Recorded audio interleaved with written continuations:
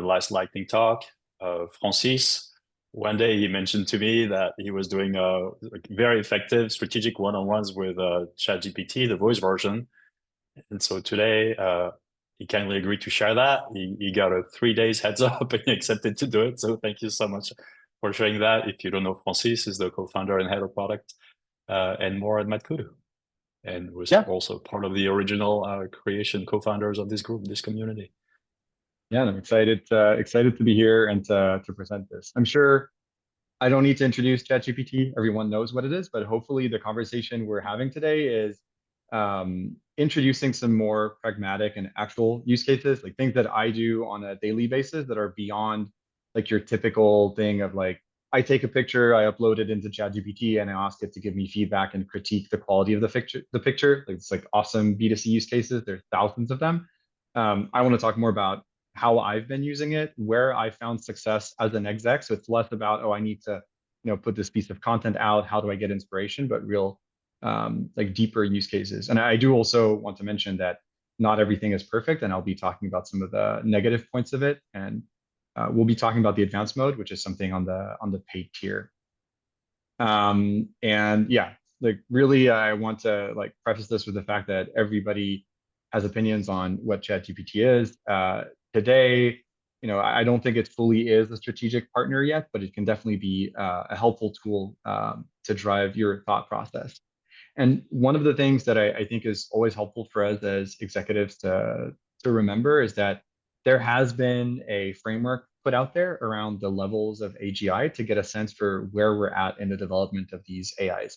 And through OpenAI themselves, really say that we're barely scratching level 2 of autonomy and AGI. So we're starting to get to the point where the AI can reason. And I think that's a really important thing to remember, because when we look at all the kind of marketing that's out there, it seems like these AIs are able to do everything and anything. But it's important to remember that we're barely at a stage where they're able to reason. So whatever task we give them, it's important to bear that in mind and to use them within the capabilities that they have today, while at the same time starting to get a sense for what we could do when we actually start having models that are available that are capable of reasoning or more autonomy. And then the rest we'll see when we get there. And so one thing that I like to do, I'm a big fan of 2x2s, having a background in data. I like to map things out.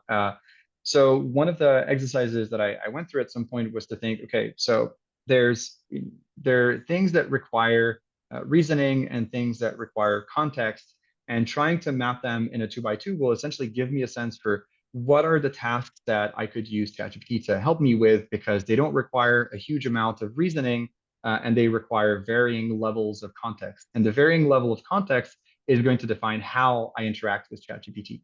If there is no context needed, that's like a perfect use case for the advanced voice mode, where you just like load it up, start talking with it, and you come out with like, it's going to ask you questions and you come out with something. It doesn't need to be fed a lot of information. If you have something that requires a high level of context, you probably want something that's more multimodal, where you can upload a document or something that has a lot of that context, so that the answers it provides are relevant in there.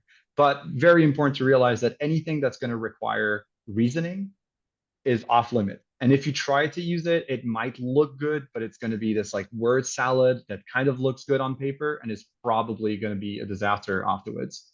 And it's awesome that we're slowly pushing the capabilities of OpenAI's models towards more reasoning, but today we're not there.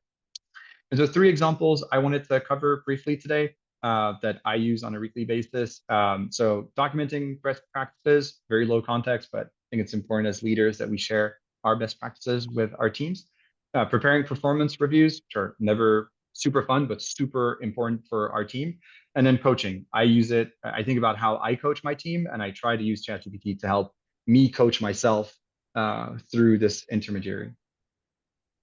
So jumping into it, documenting best practices, I feel like this is the one where the use case where you can use Scarlett Johansson's voice. It's probably like the one use case where you can use the advanced mode from ChatGPT, because it requires low context, low reasoning. And the idea is really saying, if you want to, for example, I just prepared a document for how to ask people to prepare for their PTO, so that they can share a status update ahead of time. They can document who are the people in charge of the projects while they're out and all that kind of stuff. It doesn't require a ton of context, but it's actually super helpful to go through the conversation, have the AI ask you questions about, hey, have you thought about documenting this? Like, what happens if this happens? And just ask me the questions. I give you the answers, and then I'll ask you for the summary of what we've talked about. I think it's important to bear in mind that for expectation setting, it does still take a little bit of time. It outputs word salad, so you need to rewrite it and to put your tone in there. But ultimately, just getting started is the way to go. And I'll talk a little bit more afterwards about the customize your GPT, but your chat GPT, if you haven't done that, that's like a big thing that's going to make your chat GPT work better for you.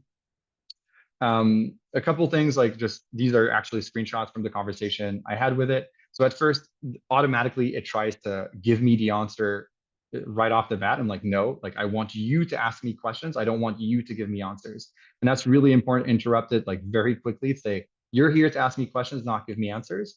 But then sometimes it's going to ask me questions like, hey, like what's a good time frame to do this? And that's when it's fair to ask, well, what are benchmarks or what do you see as the standard in there? And then you can correct course.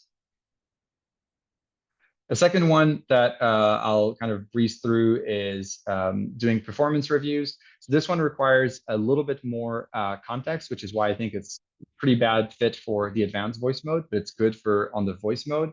And typically what I'll do there is I'll upload documents with OKRs and goals as kind of the starting point, and then I'll give it the structure I typically run my performance reviews in, and then I'll have it ask me all the questions that it thinks are relevant to ask. And that's where I'm kind of like downloading all the context and all the learnings from the quarter. And what's helpful there is to do it in 2 sessions. Like even just going through all the answers that you're providing is helpful, but then coming back a day or 2 later and doing another set of questions, like you have a lot that has kind of the dust has settled and you're going to answer things a little bit differently. So I'll provide this at the end, but here's like a quick template that I use to get started. And the last one I'll talk about, which I know is the one that got Francois hooked, is I actually use it for my one-on-ones. So for myself, one-on-ones with myself, not with my team. So I'm a co-founder. My co-founder and I don't really do one-on-ones. I don't know if this is normal or not, but I find that for executives, it's sometimes difficult to get that situation where you can do a one-on-one. And for me, a one-on-one is really critical to set the right priorities and define what you're going to be working on in a given week or not. And most of the times I have the answer in my head, but I just need someone to help guide me through the thought process to actually make it all the way to giving the right answer. And that's where the tool is really helpful to do that. And it's actually fun to ask it to play devil's advocate and say, hey, like I mentioned that I should prioritize this, like play devil's advocate and maybe challenge me and ask me questions to make me see a different perspective. And it does it really well. And again, it's more about having it ask you questions than it is about it finding the right answer for you. And so I find that incredibly helpful. For me, I use it on a weekly basis. I'll go on a walk or something like that, and I just start the conversation, and it just like starts asking me questions. And it's actually incredible to see how much you have kind of like working in the background of your brain that you never really put on paper because the effort is too high. But this actually reduces the barrier of expressing and formalizing your thoughts. And I find as such, it's an incredible tool to use. And this is like the custom GPT, again, same thing that we'll share afterwards that I have. That this is like a setting that you load into your ChatGPT, and it has this as knowledge that it'll use all the time. So this is where you can define your KPIs, OKRs, essentially like team members that you might mention here and there, and things like that. So it has that minimum amount of knowledge. Big learnings, like prompting is still key. It's important to figure out like the right way to ask the questions. Same as in writing, even though it's like vocal mode, you still need to find the right prompts.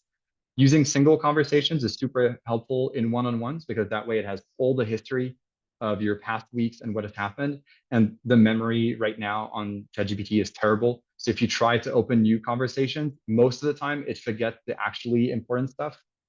So I found that using one conversation per quarter is the best way to go. Then every quarter, I just start a new conversation and go through all of that. And the last part is just keep the AI humble. It doesn't know, but it's incredibly good at pretending it knows. So never take what it says for granted and really only use it as Socrates, which is like the picture I have here of, he used to call himself the midwife, where basically he's saying, I'm helping people bring to life their ideas and the truth. I think really using ChatGPT that way of having it ask the questions so that you're able to express your thoughts is the best way to use it today as a leader in a strategic setting. And I know it's very different from how most people use it. So that's pretty much it. I know it's kind of like very fast and I'm very passionate about this, but yeah, happy to answer any questions if we have time. Is there one question for Francis? Oh, thanks for sharing. This is I could take a course with you for 2 hours on the topic and try things out. This is great. Is there one question for Francis before we get into breakouts?